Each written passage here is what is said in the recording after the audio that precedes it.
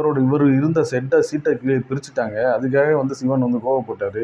அதனால மலை சரிஞ்சிருச்சு. அந்த மலை கண் வடிவத்தில் இருக்கு. நெற்றிக்கண்ணை திறந்துட்டாரு அப்படின்னு அபாண்டமாக சிவன் மேலேயே நீங்க சொல்ற பழிச்சொல் தானே அது. அங்க நிறைய பேர் காவி உடை கட்டிட்டு நிறைய இருக்காங்க. என்னன்னா காவி உடை கட்டிட்டு அங்கே போய் இருந்தோம்னா கண்டிப்பா 3 வேளை சாப்பாடு கிடைச்சது. ஏன்னா யாரு கொடுத்துக்கிட்டே தான் இருக்காங்க. யாராவது கொடுத்துக்கிட்டு இருக்காங்க, எல்லாம் பண்ணியிருக்காங்க. அங்கே சுத்திட்டாலே சும்மா காவி உடைய தூக்கி போட்டாலே சித்தர், ஏதாவது ஒரு சித்தர், ஏதாவது ஒரு பேரை சொல்லி அந்த சித்தர் இந்த சித்தர்னு சொல்லி சுற்றிக்கிட்டு இருக்கிறது தான் வேலையாக. உங்களுடைய தனிப்பட்ட குடும்ப வாழ்க்கையை வெறுத்து அங்கே போய் இருக்கீங்க, அது தப்பு கிடையாது. அதுக்காக என்ன பேசுகிறோங்கிறது இருக்குல்ல. ஒரு சித்தர்னா என்ன வார்த்தைகளை பேசணும், என்ன வார்த்தை பேசக்கூடாதுங்கிறது இருக்குல்ல. அந்த மண் சரிவுக்கு அந்த ஊரின் மண்ணையே மிதிக்காதவர்கள் முதற்கொண்டு காரணம். அதுக்கு அந்த ஊரில் இருக்கிறவங்க மட்டும் காரணம் இல்லை. மனிதனாகிய அத்தனை பேருமே இங்கே நடக்கக்கூடிய இயற்கை அழிவுகளுக்கு பொறுப்பெடுத்தாங்க ஆகணும். யாருமே நீ இது சரியில்லை, அது சரியில்லை, அவர் சரியில்லைன்னு பொறுப்பெடுக்காமலாம் போக முடியாது. அன்றைக்கி அந்த இடத்துல அவங்க இருந்ததுனால, துரதிருஷ்டவசமாக அவங்க இருந்ததுனால உயிரிழந்திருக்காங்க. அந்த இடத்துல நம்ம இருந்தது நம்மளும் உயிரிழக்க தான் செஞ்சுருப்போம். திருவண்ணாமலை புண்ணிய மண், புனிதமான ஒரு இடம். அது பார்த்தாலே தெரியும், அது உணர்ந்து அங்கே போனாலே அதை உணர முடியும். அங்கே போயிட்டு சும்மா சித்தர்கள் புத்தர்கள் சுற்றிக்கிட்டு இவ்வளோ பேர் ஏன் அந்த இடத்த இப்படி ஆக்கிக்கிட்டு இருக்கீங்க? சிவன் முதல்ல கோவப்படணும்னா உங்கள் மேலே தான் கோவப்படுவார். வைகை ஆற்றுல நீங்கள் மணலை ஆற்று மணலை ஒரு இடத்துல காட்டிடுங்க. எங்கேயாவது ஒரு இடத்துல வைகை ஆற்றுல மணலை காட்டிடுங்க. மதுரை மாநகருக்குள்ள இயற்கை தன்னை கட்டமைச்சிக்கிட்டு இருக்கு, அவ்வளோதான். வேற ஒன்றுமே செய்யலை. அதை கட்டமைச்சிக்கிட்டு இருக்கு. அது ஆற நீங்கள் நம்ம அடைச்சோம்னா அது உடைச்சிட்டு போயிட்டே இருக்கு. அதோட வழியை தேடி வந்துக்கிட்டு தான் இருக்கு. திருச்செந்தூரில் ஒரு யானை தூக்கி போட்டு மிதிச்சிருச்சுங்கிறத இவ்வளோ தூரத்துக்கு அதில் நிறைய பேரை பார்த்தீங்கன்னா யானைக்கு மிருகம் அப்படி இப்படி என்னமோ பேசிட்டு இருக்கேன். மிருகம் தான், நீ அந்த மிருகம் மாதிரி உன்னால் இருக்க முடியும். உன்னை பிடிச்சி கட்டி போட்டால் நீ இருப்பியா? நீ நம்ம ஒரு உயிரை பிடிச்சி சித்திரவதை பண்ணிக்கிட்டு இருக்கோம். அந்த இருக்கக்கூடிய கடவுள் அது எப்படி அந்த சித்திரவதை எப்படி ஏற்றுக்கிடுவார்? கட்டமைப்பு பண்ணும்போது தான் கிடைக்கிற சிக்கனமெல்லாம் செதறத்தான் செய்வேன். ஒன்றுமே பண்ண முடியாது. அது யாராக இருந்தீங்களா இருந்தாலும், நானாக இருந்தாலும், யாராக இருந்தாலும் இதுக்கு ஒரு காரணம் சொல்லிட்டுலாம் போக முடியாது. இதுக்கு அவர் கண்ணை துறந்துட்டாரு, இல்லைன்னா இவர் அவதரிச்சிட்டாரு, அவர் போயிட்டாரு, இவர் வந்துட்டாருலாம் சொல்ல முடியாது. உங்களுக்கு சமூக பொறுப்பு இருக்குது. நீங்கள் அந்த ஒரு தகுதியில் வர்றீங்க. நீங்கள் குரு அப்படிங்கிற ஒரு தகுதியில் வரும்போது நீங்கள் எப்படி பேசணும், உங்களுடைய பேச்சுக்கள் எப்படி போய் சேருங்கிறதையும் தெரிஞ்சுக்கங்க. முல்லை டிவி நேயர்கள் அனைவருக்கும் வணக்கம். சமீபத்தில் வட தமிழ்நாட்டின் கரையை கடந்த பெஞ்சல் புயல், இதனால் பாண்டிச்சேரி, விழுப்புரம், திருவண்ணாமலை, கடலூர், கிருஷ்ணகிரி போன்ற பகுதிகளெலாம் பாதிக்கப்பட்டிருக்கு. அந்த பகுதி மக்கள்லாம் நிறைய பாதிக்கப்பட்டிருக்காங்க அப்படிங்கிறது ஊடகங்கள் வாயிலாக நம்ம எல்லாருக்குமே தெரியும். அது மட்டும் இல்லாமல் அவங்க உயிரிழப்புகளும் அங்கே நேர்ந்திருக்கு. அந்த மக்கள் அவங்களுடைய ஆன்மாக்கள் சாந்தி அடையணும் போல இறைவன்கிட்ட வேண்டிக்கிறோம். ரெண்டாவது, இந்த வெள்ளத்தால் பாதிக்கப்பட்ட மக்கள் அந்த வெள்ளத்திலிருந்து மீண்டு வரணும் அப்படிங்கிறதையும் வேண்டிக்கிறோம். குறிப்பாக திருவண்ணாமலை மாவட்டம் மிகப்பெரிய பாதிப்பை சந்தித்தது. அண்ணாமலையார்களுடைய மலையே சரிந்து அந்த சரிவில் 7 உயிர்கள் பரிதாபமாக உயிரிழந்தது நமக்கு அதிர்ச்சியையும் வேதனையும் அளித்த ஒரு துயரமான ஒரு சம்பவம். இந்த திருவண்ணாமலை மலை சரிஞ்சதுக்கு இந்த நிகழ்வுக்கு யார் காரணம் அப்படின்னு அறிவியல் ரீதியாகவும் பல அந்த மண்ணை ஆராய்ச்சி பண்ணி அதெல்லாம் பண்ணிக்கிட்டு இருக்காங்க. அதெல்லாம் இருக்கட்டும் எல்லாத்துக்கும். இவ்வளோ பெரிய புயலை தமிழகம் சந்தித்ததுக்கான காரணம் என்ன? தொடர்ந்து நாம் இதையும் போல் வெள்ளத்தில் மிதப்பதற்கான காரணம் என்ன அப்படிங்கிறத பற்றி நம்ம யோசிக்கவும் இல்லை, சிந்திக்கவும் இல்லை. உலக வெப்பமயமாதல் இதை பற்றிலாம் நிறையா பேசிக்கிட்டு இருக்காங்க. அது இப்போ பேசுகிறாங்க. இதை பற்றிய விழிப்புணர்வு குறும்படமாக நான் 2008 எடுத்திருக்கேன். உலக வெப்பமயமாதலை பற்றி, இதனால் என்னென்ன நிகழ்வுகள்லாம் ஏற்படும் அப்படிங்கிறத பற்றிலாம் அப்படியே எடுத்திருக்கேன். ஒரு சித்தர் அப்படின்னு சொல்லிட்டு ஒருத்தர் பேசுனதை கேட்டேன்.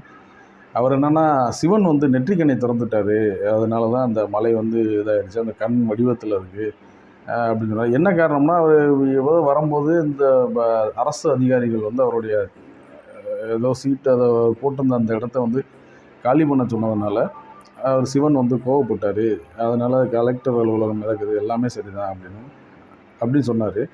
சரி, சிவன் கோவப்பட்டு ஏன் 7 உயிர்களை வதைச்சார்? அது சிவனுடைய வேலையா? அந்த இடத்துல அந்த 7 பேர் செய்த பாவம் என்ன? இவரை போய் நீங்கள் சித்தர்னு சொல்லிடுறீங்க. சித்தர்னா இப்படி தான் பேசுகிறதா? ஒரு 7 பேர் உயிரை போனதை பற்றி பேசாமல் அங்கே இவர் இருந்த சீட்டை பிரிச்சுட்டாங்க. அதுக்காக சிவன் கோவப்பட்டார். அதனால மலை சரிஞ்சிருச்சு, அந்த மலை கண் வடிவத்தில் இருக்குது, நெற்றிக்கண்ணை திறந்துட்டார் அப்படின்னு அபாண்டமாக சிவன் மேலேயே நீங்கள் சொல்கிற பழிச்சொல் தானே அது. இது எவ்வளோ மிக ஒரு மோசமான கருத்து. இது என்ன சித்தர்னு என்ன இருக்கிற யூடியூப் சேனல்லாம் என்ன? யாரை பார்த்தாலும் சும்மா ஒரு காவி உடையை கட்டிக்கிட்டே சித்தர், யாரை பார்த்தாலும் சித்தர். நான் திருவண்ணாமலை வந்து அதிகமாக வந்ததில்லை. எனக்கு தெரிந்தது வரை அங்கே நிறைய பேர் காவி உடை கட்டிட்டு நிறையா இருக்காங்க. என்னென்னா காவி உடை கட்டிட்டு அங்கே போய் இருந்தோம்னா கண்டிப்பாக 3 வேளை சாப்பாடு கிடைச்சது. ஏன்னா யார் கொடுத்துக்கிட்டே தான் இருக்காங்க. யாராவது வந்து கொடுத்துக்கிட்டு இருக்காங்க, எல்லாம் பண்ணியிருக்காங்க. அங்கே சுற்றிட்டாலே சும்மா காவி உடையை தூக்கி போட்டாலே சித்தர், ஏதாவது ஒரு சித்தர், ஏதாவது ஒரு பேரை சொல்லி அந்த சித்தர் இந்த சித்தர்னு சொல்லி சுற்றிக்கிட்டு இருக்கிறது தான் வேலையை. உங்களுடைய தனிப்பட்ட குடும்ப வாழ்க்கையை வெறுத்து அங்கே போய் இருக்கீங்க, அது தப்பு கிடையாது. அதுக்காக வந்து என்ன பேசுகிறோங்கிறது இருக்குல்ல, ஒரு சித்தர்னா என்ன வார்த்தைகளை பேசணும், என்ன வார்த்தை பேசக்கூடாதுங்கிறது இருக்குல்ல. ஒரு மண் சரிவு, அந்த மண் சரிவுக்கு அந்த 7 பேர் மட்டும்தான் காரணமா சொல்ல முடியுமா? அந்த மண் சரிவுக்கு அந்த ஊரின் மண்ணையே மிதிக்காதவர்கள் முதற்கொண்டு காரணம். அதுக்கு அந்த ஊரில் இருக்கிறவங்க மட்டும் காரணம் இல்லை, அந்த மண்ணை தொட்டு கூட பார்க்காதவங்க கூட காரணம் தான் அது. வயநாட்டில் மண் சரிவு வருதுன்னா அதுக்கு நம்மளும் தான் காரணம். மனிதனாகிய அத்தனை பேருமே இங்கே நடக்கக்கூடிய இயற்கை அழிவுகளுக்கு பொறுப்பெடுத்தாங்க ஆகணும். யாருமே நீ இது சரியில்லை, அது சரியில்லை, அவர் சரியில்லை, அவர் சரியில்லைன்னு பொறுப்பெடுக்காமலாம் போக முடியாது. பணம் சம்பாதிக்கலாம், அது காகிதம் தான். இன்றைக்கி செலவு பண்ணிட்டு போயிட்டே இருப்போம், நாளைக்கு வருமானு தெரியாது, வந்துச்சுன்னா கையில் இருக்குமான்னு தெரியாது. கையில் வச்சுக்கிட்டே இருந்தீங்கன்னா அதுக்கு மதிப்பும் கிடையாது. அப்படி தான் மலையை வெட்டிக்கிட்டு இருக்கான், மண்ணை வெட்டிக்கிட்டு இருக்கான், எல்லாத்தையும் அள்ளிக்கிட்டு இருக்கான். இது நம்ம கேட்குறதும் இல்லை, தடுக்கிறதும் இல்லை, நம்மளும் அதில் ஒரு ஆளாக போய்கிட்டு தான் இருக்கோம். அப்போ இது போன்ற நிகழ்வுகளுக்கு நம்ம அத்தனை பேருமே காரணம். யாரையும் தனிப்பட்ட ரீதியாக இவர் காரணம் அவர் காரணமாக சொல்ல முடியாது. அன்றைக்கி அந்த இடத்துல அவங்க இருந்ததுனால, துரதிருஷ்டவசமாக அவங்க இருந்ததுனால உயிரிழந்திருக்காங்க. அந்த இடத்துல நம்ம இருந்தது நம்மளும் உயிரிழக்க தான் செஞ்சுருக்கோம். இல்லைன்னு சொல்ல முடியுமா யாராச்சும்? இல்லை சித்தர்கள் சொல்லி திரும்பி மண் சரியாமல் நின்றுக்கிடுமா? திருவண்ணாமலை வந்து புண்ணிய மண், புனிதமான ஒரு இடம். அது பார்த்தாலே தெரியும், அது உணர்ந்து அங்கே போனாலே அதை உணர முடியும். அங்கே போயிட்டு சும்மா சித்தர்கள் புத்தர்கள் சுற்றிக்கிட்டு இவ்வளோ பேர் வந்து ஏன் அந்த இடத்த வந்து இப்படி ஆக்கிக்கிட்டு இருக்கீங்க? சிவன் வந்து முதல்ல கோவப்படணும்னா உங்கள் மேலே தான் கோவப்படுவார். அங்கே இருக்க சாமானிய மனிதர்கள் மீது கோவப்பட மாட்டார்.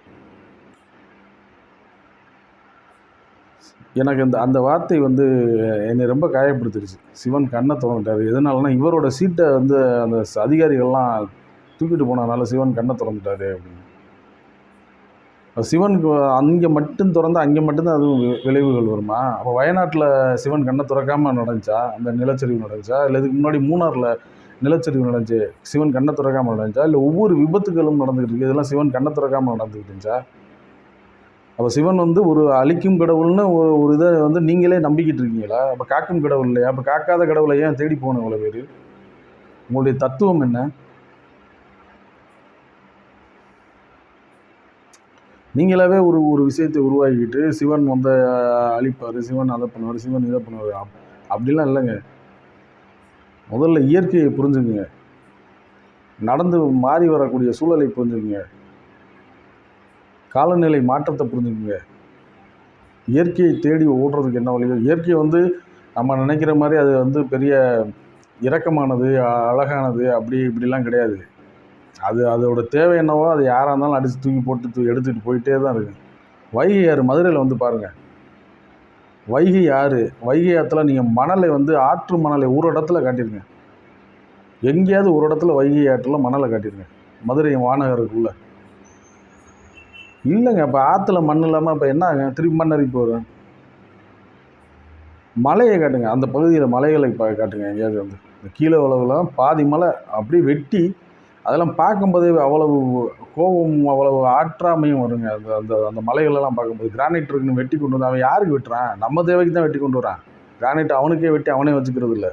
அதனால் கிரானைட் வெட்டுறவனையும் மணல் திருடுறவனையும் மட்டுமே நம்ம தனியாக பேச முடியாது. அவன் நமக்கு அந்த தேவை இருக்குங்கிறதுனால கொண்டு வந்து தந்துக்கிட்டு இருக்கான்.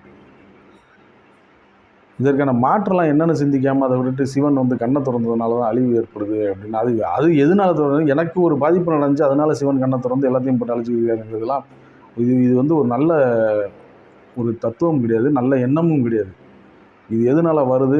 இந்த இயற்கை பேரழிவுகள்லேருந்து நம்ம எப்படி நம்மளை காப்பாற்றிக்கிறதுங்கிறத முதல்ல பாருங்கள். ஜோதிட ரீதியாகவே சொல்கிறாங்க, இந்த வருடம் இந்த நீரால் மிகப்பெரிய அழிவு ஏற்படும். இந்த வருடம் இல்லை, இன்னும் இன்னும் தொடர்ந்து அதை தான் வரும்னு சொல்கிறாங்க.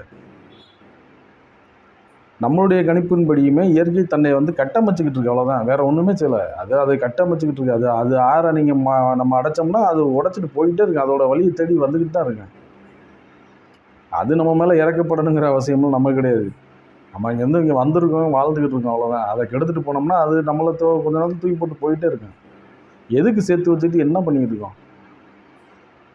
இவ்வளவு காசு பணத்தையும் சேர்க்குற நம்ம என்னைக்காவது இது போன்ற இயற்கை சார்ந்த ஒரு நிகழ்வுகள், பெரு நிகழ்வுகள் நடக்குது, இதை பற்றி எதாவது யோசிச்சுருக்குமா?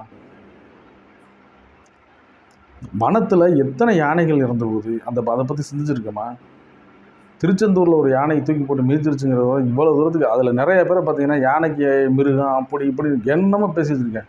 மிருகம் தான், நீ அந்த மிருகம் மாதிரி உன்னால் இருக்க முடியும், உன்னை பிடிச்சி கட்டி போட்டால் நீ இருப்பியா? நீ அவ்வளோ கொடூரமானவனாக ஆயிடுவா, நீ பிடிச்சி கடிச்சு வச்சுருவேன், அதாவது மிதித்து வச்சு கொண்டுருச்சு. அப்போ அதுக்கான தேவை என்னங்கிறது பேச மாட்டேங்கிறோம்ல. ஒரு யானையை ஒரே ஒரு பெண் யானையை பிடிச்சி ஒரு கோயிலுக்குள்ளே கட்டி வச்சுக்கிட்டு கேட்டால் முருகனுக்காக கேட்டால் முருகனை விரும்புகிறாரு. நம்ம ஒரு உயிரை பிடிச்சி சித்திரவதை பண்ணிக்கிட்டு இருக்கோம். அந்த இருக்கக்கூடிய கடவுள் அது எப்படி அந்த சித்திரவதை எப்படி ஏற்றுக்கிடுவார்? இந்த இயற்கை தன்னை மாற்று உருவாக்கம் பண்ண முடிவு பண்ணியிருக்கு, தன்னை மறுகட்டமைப்பு பண்ணிக்கிட்டு கட்டமைப்பு பண்ணும்போது தான் கிடைக்கிற சிக்கனமெல்லாம் செதறத்தான் செய்வேன். ஒன்றுமே பண்ண முடியாது. அது யாராக இருந்தீங்களா இருந்தாலும், நானாக இருந்தாலும், யாராக இருந்தாலும்.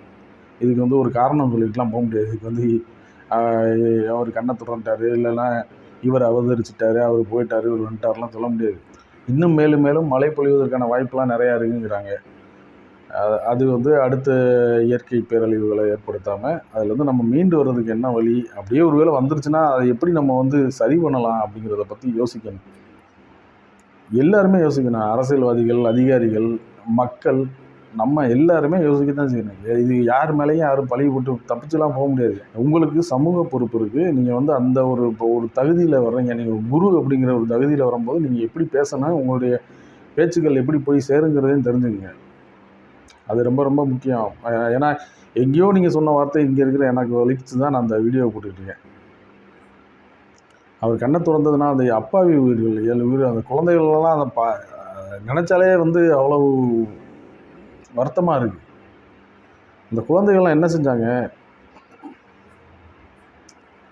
அது மட்டும் இல்லாமல் இந்த வெள்ளத்தில் நிறைய பேர் உயிர் வந்திருக்காங்க.